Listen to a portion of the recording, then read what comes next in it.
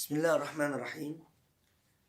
الحقيقة عايزين نتكلم النهاردة عن المخ. المخ طبعا هو خلايا عصبية مجمعة مع بعض بتعقيد شديد جدا. جزء رخوي موجود جوه الجمجمة حوالي 1.5 كيلو في الوزن بالنسبة للبني آدم يعني. في ألغاز معقدة كتير جدا. حقيقة اللي احنا عارفينه من المخ حاليا لا يزيد عن 30%. يعني مثلا مفيش أي تفسير قوي عن الأحلام دي بتحصل إزاي.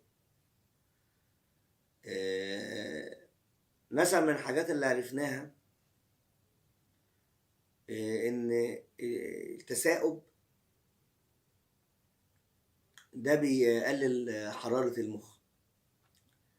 النوم بيقلل حرارة المخ. قلة النوم بتزود جدا حرارة المخ. وطبعا المخ لما بيبقى حرارته عالية بيبدأ يحصل خلل في وظائفه. طبعا الخلايا العصبية دي هي المسؤولة عن الحركة في الجسم كله. الجزء اليمين من المخ مسؤول عن حركة الجزء الشمال، والجزء الشمال من المخ مسؤول عن حركة الجزء اليمين اللي هو الإيد بالرجل.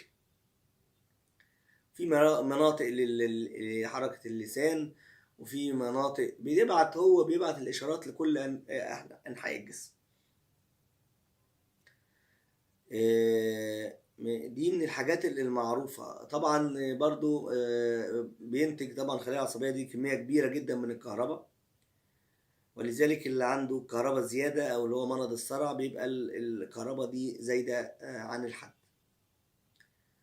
حقيقة زي ما قلت لكم كل ما نعرفه عن المخ حتى الآن لا يزيد عن 30%.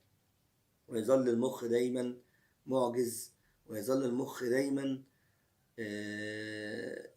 يعني مثلا الذاكرة اللي فيه، يعني المخ فيه ذاكرة كبيرة جدا، يعني تعادل 1000 جيجا بايت. يعني بيقربوا كده 1000 جيجا بايت. بيعادل المخ الذاكرة اللي جوه المخ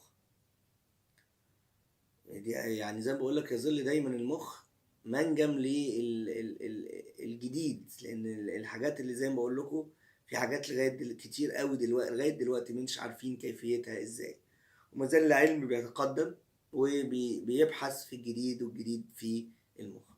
أتمنى للجميع صحة جيدة، والسلام عليكم ورحمة الله.